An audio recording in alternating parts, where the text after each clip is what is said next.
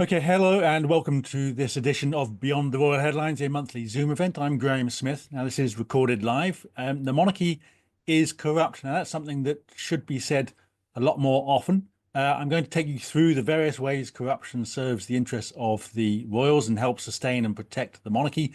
That includes secrecy, exemptions from the law, abuse of public funds, and access to the highest levels of government. Now, Beyond the Royal Headlines will be 7 p.m. on the first Tuesday of every month.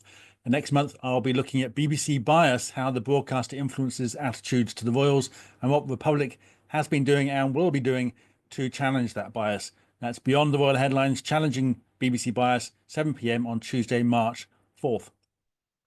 Now, and don't forget to use the Q&A function, which you can find in your Zoom controls.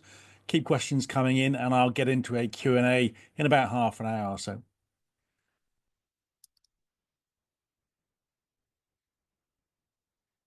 Now, these news shows are, of course, brought to you by Republic, which campaigns for the abolition of the monarchy and a democratic alternative. Republic has been growing enormously over the last 2 years, while support for abolition of the monarchy has also been growing in the polls.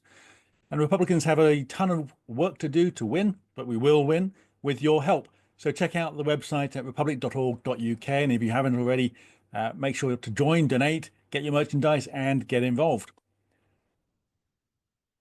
So what is corruption? Well, it doesn't have to be illegal. In many countries, those in positions of power and influence ensure the law allows them to get away with corrupt practices. Corruption is, in a nutshell, the abuse of public office for personal gain. The monarchy could be defined in the same way. It serves no one but the royals and those in power, and it falls well short of the standards we should be able to expect. Now, in the 1990s, following a string of scandals that rocked the major government, some effort was made to apply standards of behaviour for politicians and other public figures. And this led to the Nolan Report and the adoption of 7 principles of public life, also known as the Nolan Principles. These principles are selflessness, integrity, objectivity, accountability, openness, honesty, and leadership. Now, while systems of accountability in Parliament and government remain fairly weak, these standards nevertheless apply. They apply to all public bodies and at every level of government, from Whitehall to the Town Hall, except one, the monarchy. The Nolan Principles are hard to disagree with. They feel instinctively right because they come from our shared values of democracy and equality. Yet not only are those principles not routinely and systematically applied to the royal household in any meaningful way, there is plenty of reason to believe that the monarchy fails and fails badly on every single one of those measures. Now, one key indicator of this failure is the real cost of the monarchy. And Republic's research set out in a report released last year puts that cost at £500 million a year. That's an astonishing amount for an institution that only needs to provide us with one head of state. Compare that to Ireland, where the president costs about £4 million. Now, the royals demand and get very favourable financial arrangements, including excessive security, 24 palatial homes, and tax-funded travel, whether on official business or not. And they are dishonest in the defence of their funding, directly implying that the sovereign grant is in exchange for the surrender of crown lands, which isn't true, and obfuscating and confusing the nature of the duchies, routinely giving the impression that they're the private property of the royals, which they aren't. One of the more egregious issues with royal finances is their tax avoidance, again defended through dishonesty and special pleading, and achieved by stubborn lobbying of politicians behind closed doors. Royal exemptions from tax are often presented as part of the mix of archaic and ancient rules and precedents that come with having a monarchy, but that isn't the case.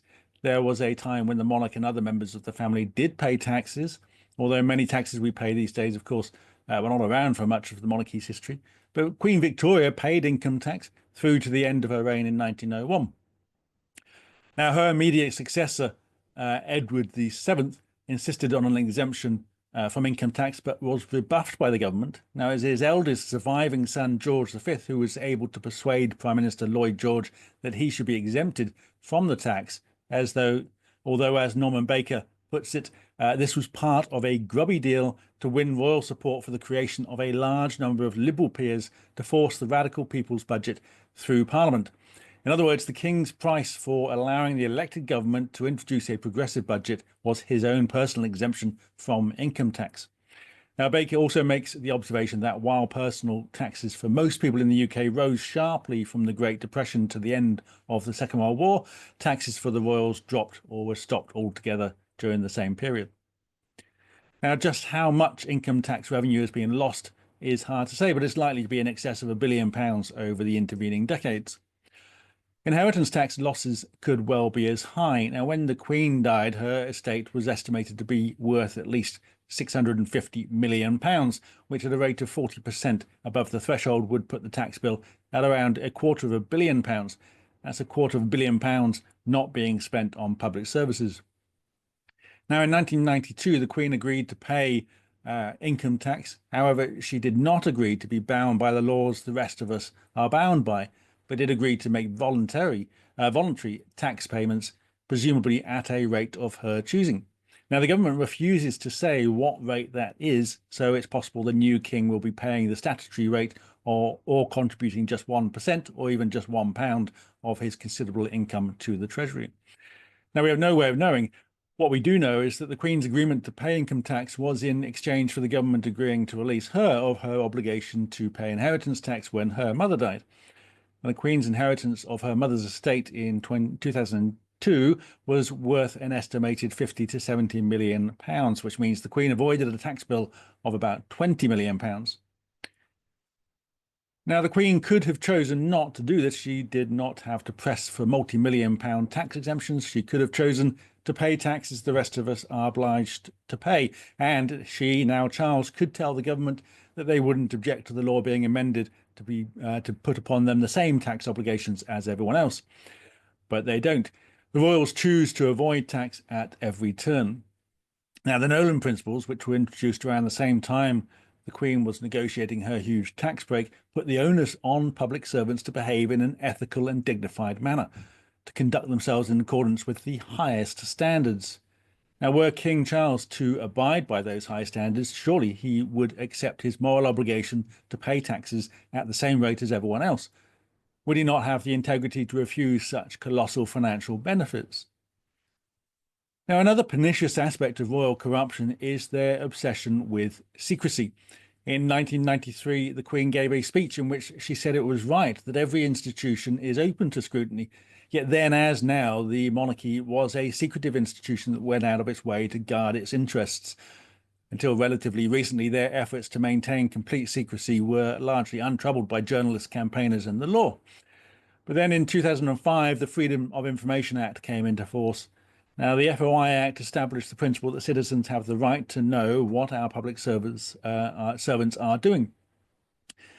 The Act covers wide swathes of public life, including all government departments, police forces, schools, and even the BBC. This means that you or anyone can write to a public body and request a copy of recorded information they might hold. By law, you are entitled to a reply and to receive the information you've asked for within a certain time frame. Of course, there are a number of exemptions to the Act, such as personal data, law enforcement, national security, and in the case of the BBC, journalism. However, in most cases, you can challenge an exemption on the grounds that there is a public interest that outweighs other concerns. It is not perfect, but the FOI Act has been one of the most significant constitutional changes in recent decades. Yet there is one glaring gap in the long list of public authorities compelled to comply with the Act: the monarchy. The monarchy isn't recognised by the Act as a public authority at all. So where you can compel your local police force to divulge employee numbers, for example, and their annual budget for salaries and training, you cannot insist on any disclosure from our head of state or the institution of monarchy. The palace claims to answer requests in the spirit of the Act, but a quick look at the website whatdotheyknow.com, a platform for submitting and tracking FOI requests, shows a large number of questions to the royal household simply go unanswered. Now, the problem goes further, however, as all documents and communications that pass between the royal household and public bodies that are subject to the Act are also exempted from disclosure. So you cannot expect disclosure of correspondence between a government minister and the King, for example, or Prince William, or even Andrew. The introduction of the Freedom of Information Act threw a spotlight on Britain's culture of official secrecy, and with it, the extra layers of protection demanded by the royals. But those demands go back a lot further than 2005. When Prince Philip died in 2021, there was a fair amount of surprise, although not from me, that his will would not be published, as happens with everyone else's will. The palace applied to a judge to have the will sealed, and the judge, Sir Andrew McFarlane, the president of the Family Division of the High Court, dutifully complied. Now, the application and hearing were also conducted in secret, with no opportunity to hear, let alone challenge, the arguments for sealing the will. This was a point challenged by The Guardian, which subsequently took the matter to court.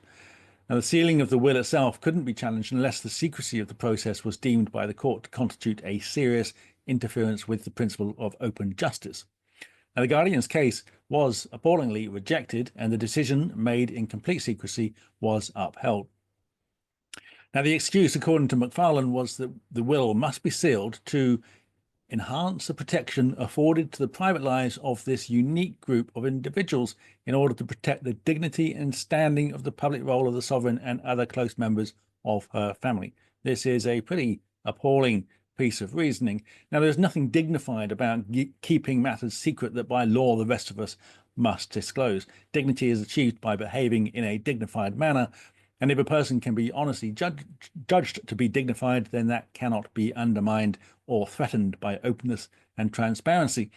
Now, this was another lie put out by the palace, and to their shame, upheld by appeal judges Geoffrey Voss and Victoria Sharp, who ruled that publicity surrounding the will would compromise the need to preserve the dignity of the Queen and her family's privacy. Yet the publication of wills is there to ensure estates are correctly handled and to prevent fraud. To say that there is no public interest in ensuring these same safeguards are applied to our head of state, as McFarlane claimed, is fanciful. It is notable, too, that since the Queen's death, Philip's will remains sealed and will do for 90 years, as if that dignity is also inherited or must continue to be protected even in death.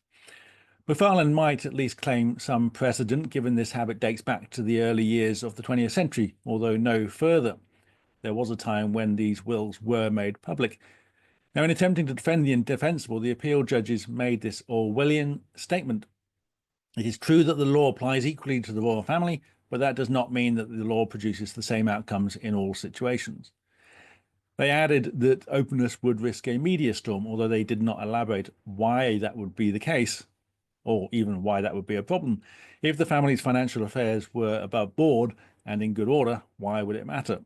In ruling in favour of sealing the will, McFarlane suggested that because of the constitutional position of the sovereign, it is appropriate to have a special practice in relation to royal wills, again dressing up corrupt practices or faux traditions as something hardwired into the makeup of the monarchy. There must be a reason, we are left to assume, but as the reason is lost in the mist of time and woven into the fabric of the monarchy, it's best to leave it all well alone. Yes, yet, as has been more widely reported in recent years, up until 1911, royal wills were published, like everybody else's. Now, in a moment, I'm going to say more about the impact of royal corruption, what impact it might have on government, and how it comes together to create the potential for very serious scandal. But first, a quick reminder to check out Republic's website at republic.org.uk. Now, we have a lot of great merchandise and books on sale, and you can join Republic for as little as £4 a month. I also want to remind you about two big dates we've got for your diary, and a couple of things coming up very soon. So Republic will be protesting at the Commonwealth Day service in London on March 10th. Now, we usually get a pretty good crowd there. It's a lot of fun, and we will be protesting not just against the monarchy, but in support of a new campaign to abolish the duchies. And more news on that will be coming up this month. Now, visit the events page on the website and pledge to protest in London on March 10th.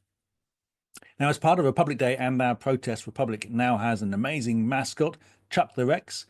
Chuck needs volunteers who can get to Reading in Berkshire to help assemble, transport, and operate him at events, parades, and protest Chuck. Check out Chuck the Rex page at republic.org.uk/Chuck to find out more and to get involved. So two big dates for 2025, Republic Day on May 10th and the Troop in the Colour protest on June 14th. 2 dates for your diary, opportunities to celebrate the cause, to champion democracy, enjoy a great day out, and on June 14th to protest directly outside Buckingham Palace when the royals come out on the balcony. Now, these protests are an important part of Republic's strategy, disrupting the image of a nation of royalists. I'll be talking more about the campaign and the progress Republic is making in emails and videos coming out soon. Make sure you're signed up for all of our email updates and subscribe to Republic's YouTube channel. Links on the website. So back to royal corruption. Now, the locking away of historic documents extends far beyond the sealing of wills. In the UK, as in most advanced democracies, government records are, after some time, released to the National Archives, where they will be catalogued and stored indefinitely, open to inspection by anyone who wishes to trawl through minutes, letters, reports, and various other documents and communications emanating from the halls of power. Now, it is these same records that are now subject to the Freedom of Information Act, so that even if no one thinks to request disclosure at the time, classified and sensitive documents will eventually see the light of day, unless, of course, those documents are kept by our head of state or his predecessors. Whereas our head of government, the Prime Minister, and their ministers can expect their decisions, letters, and now emails to eventually be published, possibly within their lifetime, our head of state is protected by a simple sleight of hand. Rather than heading to the National Archives in Kew, palace documents are locked away in the so-called family archive in Windsor Castle. Now, the archive will hold on to every document and record, whether it is personal, such as letters between mother and son, or official, such as letters between monarch and prime minister. Now, the archives do not provide a catalogue as is usual, so you must know what documents exist even before you want to ask for them, rather than being able to trawl through records to see what's there. These archives are beyond any legal requirements of the Freedom of Information Act or Public Records Act. For the most part, they are jealously guarded from prying eyes. But what's extraordinary is that while we can see little of what the royals are up to, they are granted unique and almost universal access to state information. After years of battling with the Cabinet Office, one of Republic's volunteers won the release of the Precedent Book, which is a cabinet manual. What is shocking was a single line in Chapter 4 revealing that all cabinet papers were shared with Prince Charles and now presumably Prince William. The book says the documents of the cabinet and ministerial committees are issued primarily to the sovereign, the Prince of Wales, and ministers. Not all cabinet ministers, and certainly not all other government ministers, receive all cabinet papers. So this raises serious questions about security of official information and what they do with that information. Now, this all fits together quite neatly. Senior royals who have no qualms about using their access to ministers to lobby government also have full and early access to what ministers are discussing before any decisions or policies are made public. Now, with their communications protected under the absolute exemptions under of the Freedom of Information Act, the King and heir are free to use that information to see off any unwanted challenges to the law that would affect them, or to lobby for policy changes in line with their own agendas. Now, the information and access, or to information and access, we can add leverage provided by what is known as the Royal Consent Rule. Now, the rule means that if a new law is going through Parliament and that a law affects the private interests of either Charles or William, they must be asked to consent before it can become complete the parliamentary process. Now, this is not a formality. If either royal sits on their hands and simply declines to consent without even replying or offering any objection, the law cannot pass. Now, this gives the royals considerable opportunity to make the lives of government ministers quite difficult were they not to get their way on this or any other matter. Now, you might be thinking that there can't be that many laws that affect the private interests of these two men, but it's worth remembering that they are both landowners, employers, investors, and businessmen, and laws concerning employment rights, tax, investments, land management, environmental protection, and new infrastructure projects have all required royal consent. Now, the Republic had a brief look at determining how many such requests for consent have been made and quickly found a few hundred. The Guardian has identified hundreds more.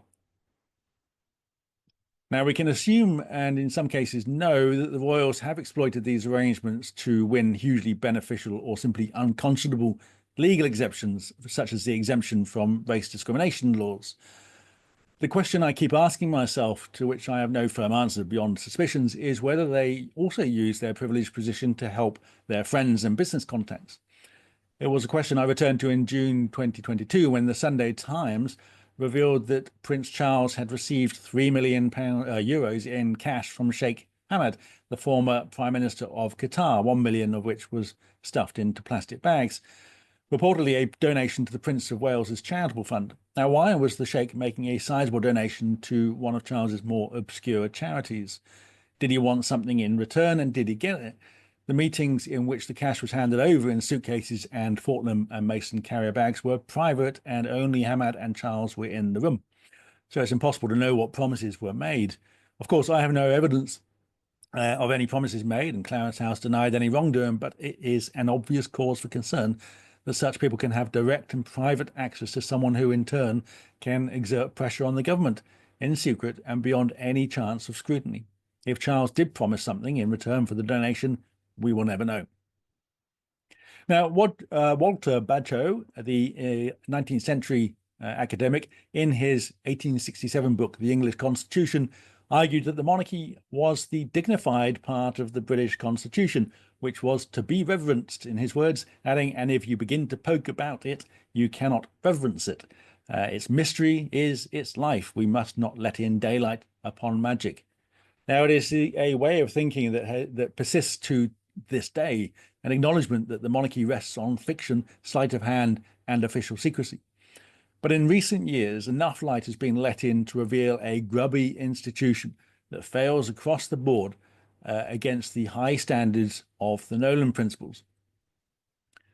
Our head of state, who holds the highest office in the country, ought to be held to the highest standards. Failings must be scrutinized and reported on, not swept under the carpet or hidden behind closed doors. Being a hereditary monarchy, the same must also apply to the extended family, at least those who claim public roles, hold honorary titles in our military, or who are waiting in the wings ready to accede to the throne upon the monarch's death. Yet the monarchy is protected by official acquiescence, secrecy, and an army of apologists who will excuse the royals of misdemeanors that would cost a politician their job. Now, were we to apply the same level of scrutiny and criticism to the monarchy as we do to Parliament, with access to all the information we need, and a stringent and robust approach to dissecting and examining the institution, it would be difficult to conclude that the institution is not corrupt. That's not to say it is criminal in its behavior, but if corruption is the abuse of public office or for personal gain, if it is to fall short of those high standards of the Nolan Principles, then how can we conclude that the monarchy is anything but? If the monarchy met those standards, if the royals acted in a selfless manner with integrity and objectivity, would they avoid taxes the rest of us have to pay? Would they use public money for private purposes? Would they claim gargantuan incomes from duchies they do not own? If the king was committed to accountability, openness, and honesty, would he not sign up to the Freedom of Information Act, reject the secrecy of sealed wills, and insist the monarchy and his family are bound by the same laws as the rest of us? If he offered leadership, would he not speak to these values and principles, demonstrate a keen awareness of the failures of the institution, and seek to rectify them? Now, these failures aren't an accident of history. They are the result of deliberate choices made by the Mountbatten-Windsor family and their predecessors. Were we to end royal secrecy, it would almost certainly bring the whole edifice down. Were decades of records subjected to scrutiny for the first time, we would have a clear picture of dishonesty, self-serving lobbying, and misuse of public funds. Now, there are those who argue for what is often called a bicycling monarchy, yet this is a fallacy. In 2010, a biography of Sweden's King Carl Gustaf, the Reluctant Monarch, by Thomas Sjöberg, caused a storm with a string of damning accusations, including attending sex parties with strippers, some of which were hosted by notorious crime bosses. Now, the Dutch campaign has calculated the cost of their monarchy to be in excess of €300 million a year, while the Spanish monarchy has been beset by scandal that led to the abdication and self-imposed exile of King Juan Carlos. Now, in short, the lessons we have taken from our European allies is that there really is no such thing as a bicycling monarchy of the kind some people suggest we move to. The criticisms levelled at the British monarchy apply as well to every monarchy in Europe. Now, monarchies are inherently corrupt and corrupting. By their nature, they must exist on fantasy and make-believe because warts and all truth demands accountability that hereditary public office cannot provide. The Dutch and Swedish monarchies might be on a different scale, but the criticisms are the same. It is the institution that is primarily at fault. As we saw with the MP's expenses scandal in 2009, institutions that offer people access to power and privilege without accountability or scrutiny invite abuse and corruption. Yet with hereditary monarchy, we cannot separate the individuals from the institution. The royals are responsible for the monarchy's failures, and we would quickly discover, without the protection of official secrecy and deference, that they are not suited to public office. Now, corruption, of course, can happen anywhere and in any system or society, but the antidote to corruption is the bright light of scrutiny and the power to hold people to account.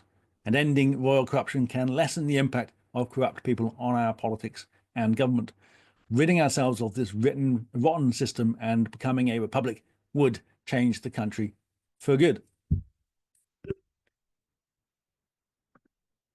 Now, thank you very much for listening to that. I'm going to grab some questions and answer some of them.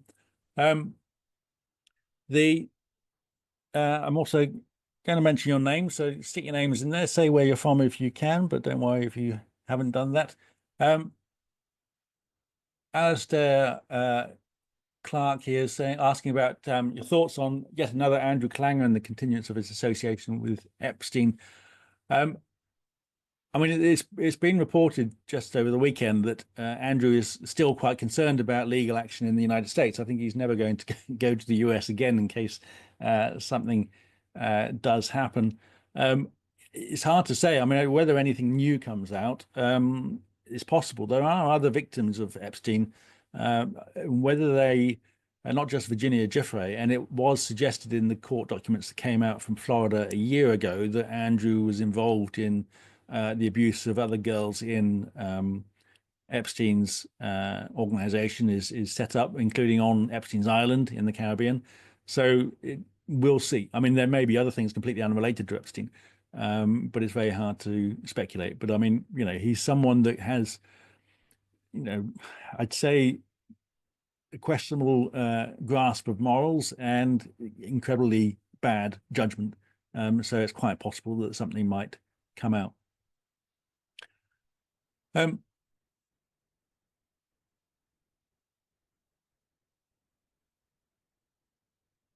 Has there been any information as to who will author the official biographies? No, I don't know whether there has been, to be honest with you. We'll wait and see. I don't know that these things are particularly important. They're always going to be quite fluffy. There are plenty of books out there about them. And I think that increasingly there are critical books about the royals, which is good. There's a new one. We've got a video coming out by Laura Clancy. She's got a new book out. Norman Baker's writing a new book. There is Andrew Lowney, who's writing, got a book out, a biography of Andrew. And he's been fighting this whole issue of secrecy to try and get access to documentation. And Andrew Lowney is relatively sympathetic to the monarchy, but he is very much a critic of the royals, and he will say what he thinks and not hold back. So it's interesting that there are changes to the way people are engaging with that. It's very different to what it was maybe 20 years ago when publishers would have been reluctant to publish that kind of thing. Martin overall asking about environmental hypocrisy. Yeah, I mean, this is it's sort of, I guess it's not in the area of corruption, but it's certainly that sort of issue around their conduct and their honesty. We have done some work, and apologies to anybody who's on the call that has helped with that. We haven't forgotten it. We have had some volunteers do some work on this, and we are going to be talking more about it.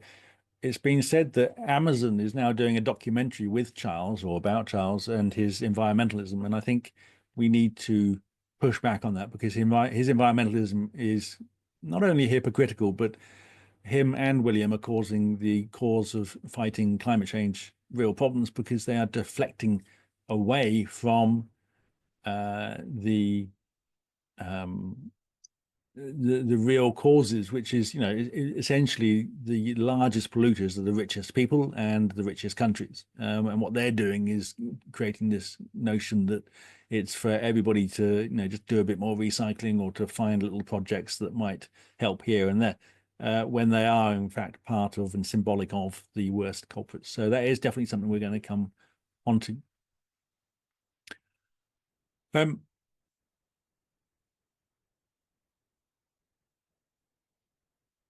So Christine Conlin in Shrewsbury is asking about how we attack the secrecy surrounding the royal family. Now, one thing we're going to be doing is a whole thing around corruption. So I don't know whether you saw the screen shot that came up during when I was talking that we called for an inquiry into royal corruption late last year in response to one of the Andrew stories. And we're going to revisit that later this year and launch a campaign demanding an inquiry into royal corruption. We're also going to be looking at, as part of that, is lobbying to have the Freedom of Information Act amended to get rid of the exemption and also to apply the act to the royal household, and I think there's quite a lot of potential support even from people who support the monarchy. I think parts of the press would be very keen to see that change because they obviously want to see access to that information. So there are various ways we can do that, and that is definitely one of the things we want to start tackling this year.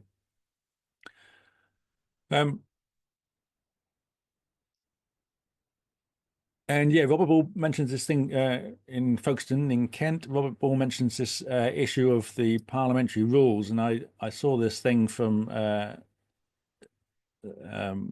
George Fawkes in the Lords challenging these daft rules that stop people in the Lords and in the Commons from raising serious issues about the royals. And again, this will be part of the lobbying that we do in conjunction with lobbying MPs on various issues. And I think we need to pick up that challenge from George Fawkes and really push for this rule change. But I think the more that we do lobbying on things like the Freedom of Information Act, the duchies, corruption, and so on, we will need to challenge the authorities, saying that clearly you cannot continue to say, you can't raise these issues in our parliament. It is completely unacceptable. So we are going to be looking at lobbying directly, but also getting members and supporters to lobby through their MP, which is a really important aspect to that. So yeah, there will be more on that over the next few months and the next year or so.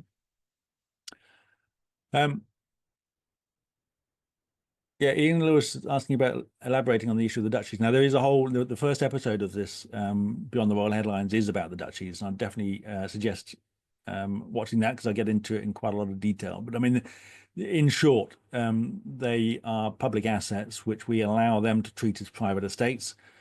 They say in their communications and on their website and so on that they are private estates, but they imply therefore that they are privately owned, but they're not privately owned. They are owned by the Crown, which is a public institution. And the arrangement means that we allow them to take all of the profits from those two duchies. So William takes the 23 million pounds, I think it was, from the Duchy of Cornwall, and Charles takes the 23+ million pounds from the Duchy of Lancaster.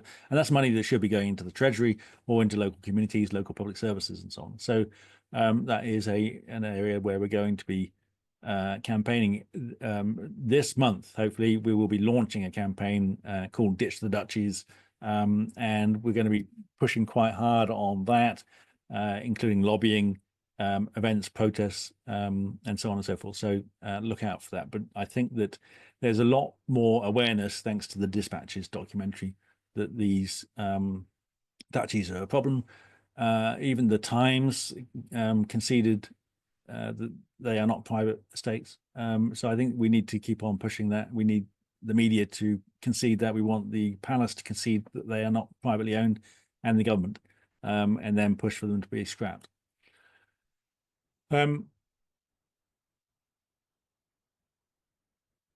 Yeah, John Price asking whether there's a legal route. I mean, the legal route is interesting, and we have considered this kind of in the back of our minds really as to what legal route there may be. And I think that at some point we might sit down with some lawyers and so on and just explore that a bit. It's not immediately obvious where we might take that, and obviously there's financial aspects to that and risks and so on. But I think that there should be some way in which we can take them to court or take the issue to court in order to challenge that corruption or challenge the duchy's ownership or challenge any number of things. So it's certainly there in the back of our minds about where we might take that. There's a couple of questions about more general questions, but sure, I'll come back to in a moment. Chris Watson asking about where we have we any idea where Andrew is getting his money from in order to maintain the Royal Lodge. I mean, this is a big question, and it's part of why we have raised questions about his business dealings. I mean, we reported Andrew to the police last month for using a false name in registering a company with the company's house. And the issue of where he gets his money has been discussed quite a lot in the press, but no one really knows because it's not obvious where it's coming from. So we will be returning to that, and we're talking to some other people that have commented on that issue. I won't say too much at the moment, but yeah, it is an area where we want to get back into and see whether we can put more pressure on Andrew or the authorities to get some answers on that.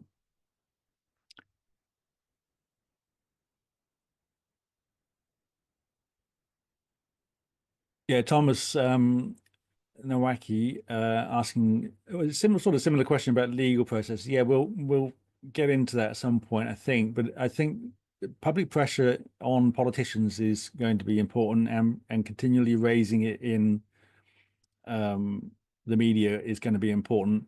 I think the politicians are one of the key obstacles at the moment, and that's where we're going to be doing more lobbying because they just simply don't want to really engage with it. And you can think of other issues of corruption and abuse of power and misuse of public money and so on, where politicians are happy to jump on it. But part of the problem is that, and even the public at large, they see the royals having big homes and spending lots of money and all the rest of it. That's just how the monarchy works. That's just kind of factored in, priced in, if you like. And I think part of what we want to do is continue to use that word corruption, so that we really drive home that idea that this isn't normal. This isn't something we should be accepting. There's no reason why our head of state should be rich, or why we should be spending so much money on him and his family. So yeah, I think there's a kind of a perception issue, and a lack of willingness among politicians, particularly to pick this up. But that's something which we need to start doing something about. And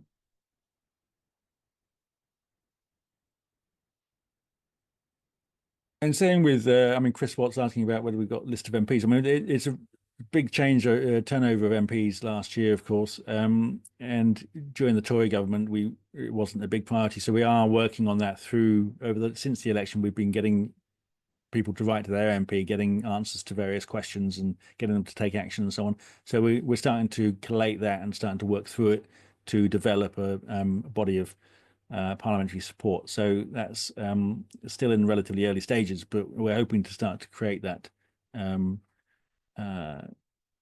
base of support in Parliament. But it's sort of early days because there's been such a big turnover. But having a huge number of Labour MPs, a lot of whom are never going to see the inside of a government office, or have been in government and have left, never to return, they're going to be people that are more willing than others to speak up. Um,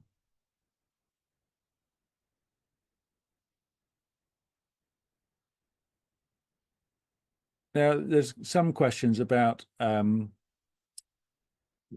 the general sort of issue of our alternative, and Teresa's asking about whether there'd be a power vacuum. And we do have a very clearly stated alternative. There's information about it on the website. We often talk about it. It's essentially a parliamentary model where we still have a prime minister drawn from the House of Commons. We have a fully elected upper house. We have a written constitution that defines the power of these institutions, and we have a elected head of state who has fairly limited power, which is constitutional power. So no political power, no personal sort of power to determine policy or decide what laws get passed, but they can refuse to give assent to a law that contradicts the constitution, and they can go to court if necessary. They can appoint governments and dismiss governments if they lose the confidence of Parliament, that sort of thing. So the precise nature of those powers can be discussed. But I mean, if you can look at countries like Ireland and Iceland and Germany and Finland, places like that, you see these sorts of parliamentary models working. And there's no power vacuum in these models. It is, in fact, quite the opposite. You actually redefine where power is. At the moment, power is very much in the hands of the Prime Minister. And, Parliament is pretty weak in the face of government. And the head of state hands all his power to government as well. So it's very much what has been called in the past an elective dictatorship, where what the prime minister wants is usually what happens. So it's about as much about getting rid of the monarchy as it's about shifting power and having a more pluralistic way of governing that involves Parliament more and involves the people more.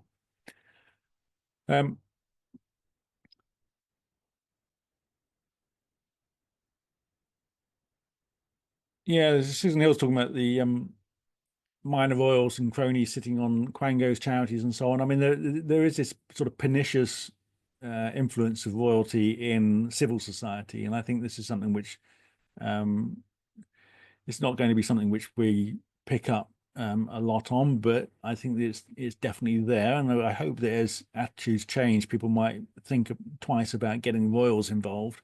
But I think there is generally a sort of a circle or a section of society that tends to get these nice sort of directorships and trusteeships of big charities and that sort of thing. So, and particularly when they're connected to royalty. And there's a whole thing on the royals' relationship with charity and how they use it to try and justify their existence. And we see Kate going on about all these various projects she's involved in when she actually really does very little. It is all about PR.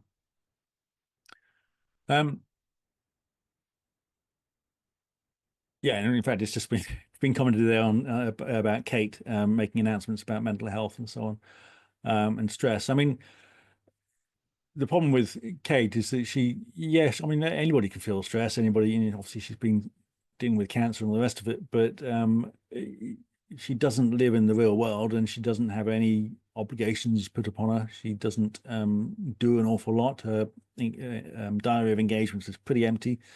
And of course, she's got a huge amount of money and a huge amount of staff. So the stresses and strains of sort of ordinary life, if you like, that most of us have to deal with are just a world away from what she experiences. So she's not at all qualified to get into these sorts of issues.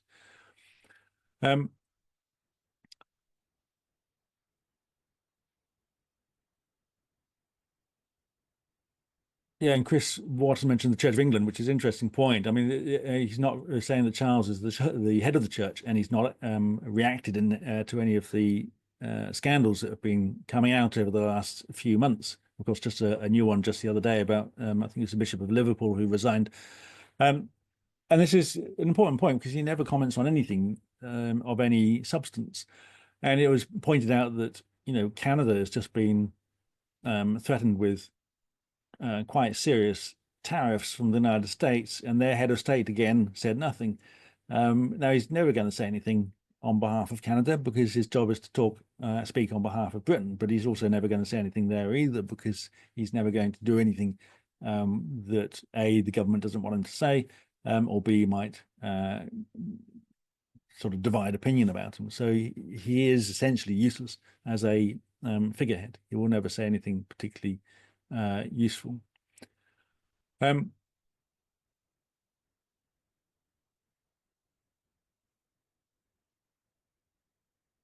Peter Harding's talking about writing to Matt Rodda MP for Reading, who is also my MP, in fact. And yes, I would forward replies. We want to know what people are saying. We want to be able to raise these. I mean, we've seen replies from clearly written by the Whip's office or by government ministers, particularly to do with duchies and the cost of the monarchy, which are just factually wrong and which are making quite a baseless assertion. So we want to know what those things are being said, and we want to find points of leverage and points of pressure that we can then give you, say, well, no, write again, and here's something which you can raise in reply, and to have that process of continually engaging with MPs and putting pressure on them.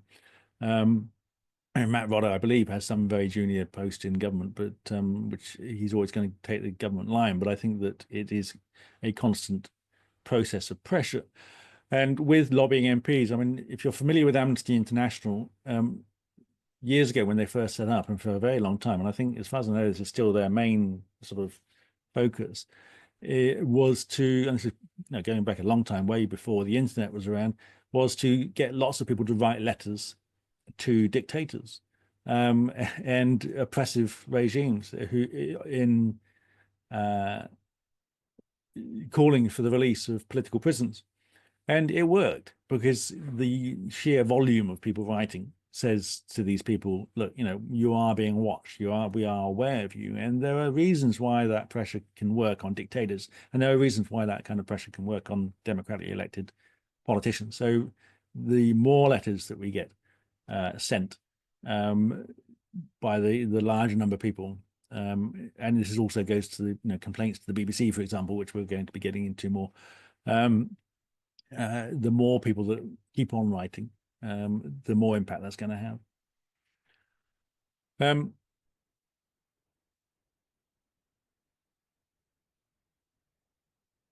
Yeah, Raj Luthra was asking whether we can sue the government or monarchy. I mean, it would be interesting. I mean, we could sue the government if we had we have to, I mean, to sue someone, you have to have an actual case yourself to, some grievance that you can sue on. Whether you can successfully sue the monarchy is another question, and whether there is a monarchy as a sort of legal person, if you like, or whether you have to sue the king, and whether how far you get with that is an interesting question. But we'll have to find reasons to do that, and a point at which we might have some chance of success. Yvonne, we're having a televised debate. I mean, we absolutely up for. I mean, what I really want is a debate between myself and either Charles or William, because I think that it would be very interesting. And I have said this before, and we'll maybe find some time at some opportunity in the future to make a big deal of this challenge, if you like, to throw down the gauntlet and ask people to or ask Charles and William to to comment and respond to this challenge, where we say, look, you come on and defend your position and defend the monarchy. Obviously they won't do it, but that would be an interesting exercise. I'm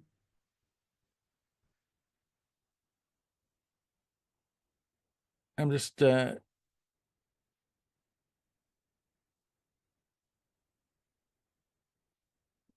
looking at some of these comments here. Yeah, I mean, I did see the John Price mentioning the Celtic supporters expressing their opinion on the Royals, which is interesting in itself. Yeah, I mean, I think that there was a lot of booing. It wasn't 2 years ago, I think it was. So William was booed very loudly by by the football fans at Liverpool, I think it was. So it is I think there are. I mean, some people say that's what Liverpool football fans do, but I think there are changing attitudes, and people will more readily boo them, and they get booed when they go around on um, visits and so on. They've got booed. Where was it in Colchester when we were there, and we weren't the ones. I mean, we had booed them, but we'd packed up after the protest, but other people were booing Charles without any prompting from us. Um, so yeah, I think there is definitely a shifting attitude, and it's not just shifting to opposing; it's shifting to just kind of not liking them and seeing them as being, you know, up to no good or spending money they shouldn't be spending, that sort of thing, which does prompt people to get pretty upset with them. Um,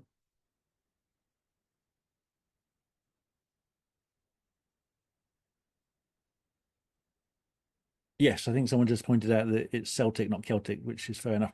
Uh, um, so yeah, I mean, I think there are definitely changes that we need to um, that we are seeing in the way people react, and I think that that will start to filter into politicians as well. So that we will be doing more lobbying. I also mentioned that we're going to be asking people to write more often to the BBC, and I'll be talking about the BBC in next month's Beyond the Royal Headlines, because that's another area where we need to challenge them on bias and challenge them on accuracy, and challenge them on a number of in a number of areas. And also, you and our supporters can help sort of monitor and tell us when they see something which is wrong about their coverage, and we can then forward it on to people and say, look, write in, complain about this. Um, and yeah, I mean, I would definitely join me for that session next month, because it's quite shocking sometimes just exactly what the BBC does, including at one point, quite openly telling a group in Australia that they didn't want to hear a bad word about the Queen and cancelling invitations to Republicans because they weren't going to say what they wanted them to say. Um, so yeah, it's definitely worth having a look. Um, Also, just been asked about the Commonwealth countries aiming to be republic like Bermuda and Jamaica. Yeah, the Kate and William trip and the Edward and Sophie trip, was it 3 years ago now, was hilarious. It went down really badly, and certainly Kate and William, they were going to go to Belize, and that got cancelled because there were protests there. But then they went to, what was it, Bahamas, Jamaica, and I think there was another one. But um, all those countries that they did or were going to visit declared that had every intention of becoming republics, and Jamaica particularly is moving in that direction. I think it's Belize that have just removed the monarch's head from their money. So there is definitely a move there, and it's partly driven by demands for reparations and shifting attitudes on the back of the greater awareness of slavery and Black Lives Matter and so on. But there's a lot of reasons that are driving that. Now um, it's sort of slow going, but we are looking to create an alliance, a more formal alliance between Commonwealth Republican movements. Um, we are members of a alliance of European Republican movements, which has been going for 15 years, and is really, really useful and strategically important. But we're quite keen to see an alliance of Commonwealth movements. So we are currently working on that and looking around. Um,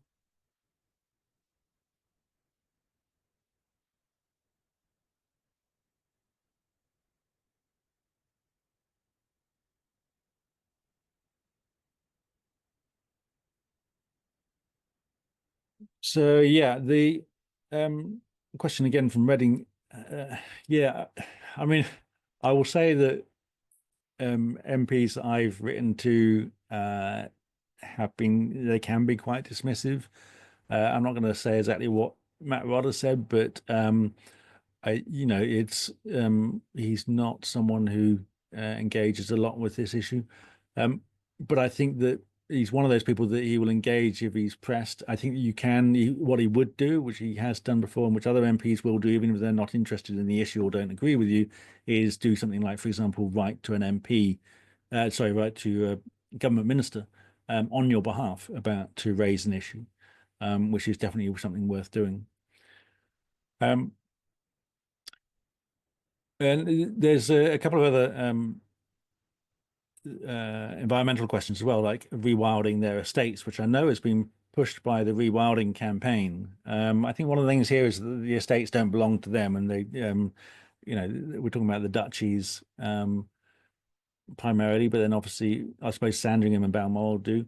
But yeah, I mean, I think particularly Balmoral is, as I understand it, is they use that estate, which is quite a large estate in northern Scotland, for things like grouse shooting and stag hunting and so on. And that's one of the arguments why they don't want to rewild, because they want these great moors for going hunting. But I think rewilding is a great idea, and I think that if more of those estates were owned publicly and not owned by a small coterie of billionaires, then we would have a much more progressive attitude towards maintaining that wild space, and we would be able to rewild a lot more of that land.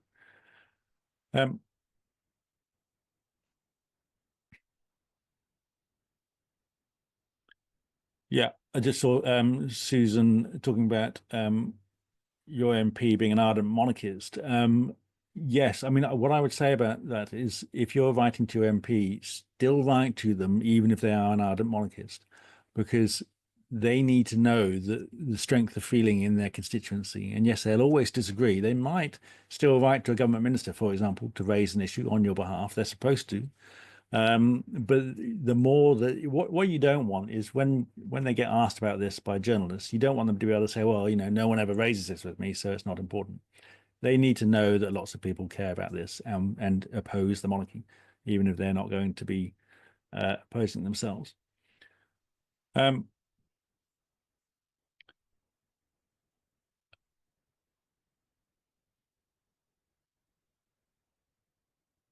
Yes, and Raymond Knight talking about having a whole list of the flunkies and servants and so on and so forth. I think yes, I have considered that actually. We've not really done anything about it, but I think that trying to sort of map out the scale of their organization and who's who would definitely be useful, and it needs a bit of a research project.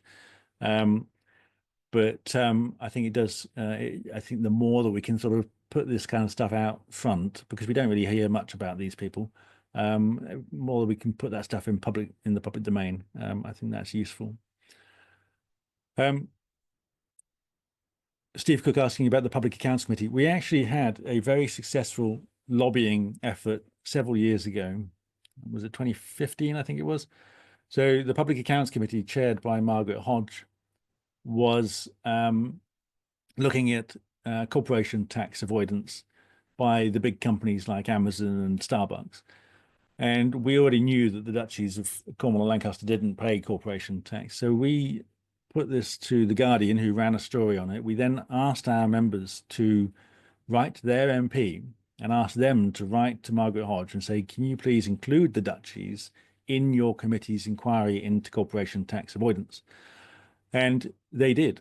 And this is why, when you watch the Dispatches documentary, Margaret Hodge is being interviewed for it, because she included the duchies in that, which was a direct result of our lobbying through our members, which is why it's really important to do.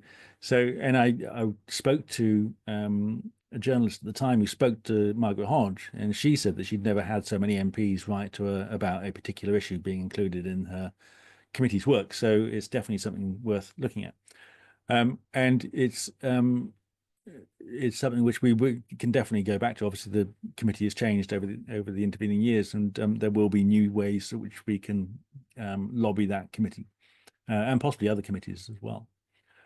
So we are coming to the end of the evening, and there are a bunch of other questions I've not had a chance to get into, but there will be other opportunities to do so. There's a whole lot more that we're going to be rolling out in terms of campaigns. As I said, we're looking at pushing the corruption issue a little bit later in the year. Going to be more lobbying of the BBC and of MPs, and a vehicle for a lot of that will be the Duchies campaign, which we hope to launch sometime this month. So don't forget, if you've not already, subscribe to Republic's emails. and to our YouTube channel. There's quite a lot more content going up on the YouTube channel. Check out the website. Make sure you pledge for Republic Day, and please, if you're free on March the 10th, which I know is a work day, it's a Monday, come along to the Commonwealth Day protest in London. And if you are in or near Reading and you want to help put Chuck the Rex together and learn how to operate him, then check out the Chuck page /Chuck. And yeah, he's going to be a feature of protests and events in the future. So thank you very much, everyone. And always very good to see such a great crowd. And I shall see you all in a month.